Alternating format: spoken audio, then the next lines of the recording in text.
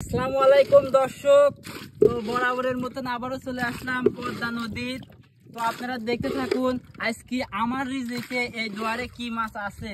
তো আপনারা অপেক্ষা করুন, আর সেই সাথে আমার টিকটক আইডি আর হচ্ছে ইউটিউব চ্যানেলটা আপনারা সাবস্ক্রাইব এবং ফলো করতে আপনারা ভুলবেন না।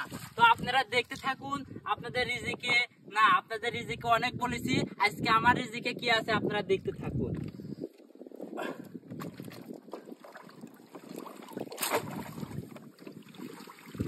Wow! Wow!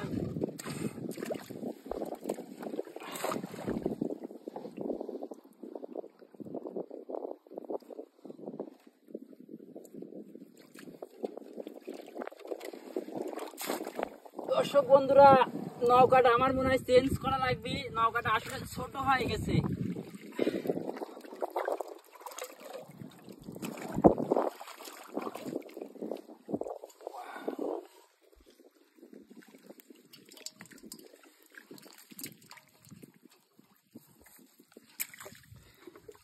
আসলে বন্ধুরা, জিএল মাছে আসলে অনেক কাটা, তো আসলে এই মাছগুলি মানে ধরা অনেক রিস্ক।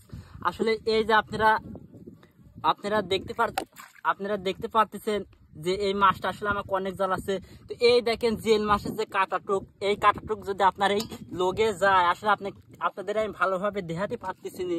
তো এই জিএল মাছের যে কাটাটুক, আসলে আপনারা তো বুঝতেই পারতেছেন যে এই জিএল মাছ ধরা কত পরিমাণ রিস্ক।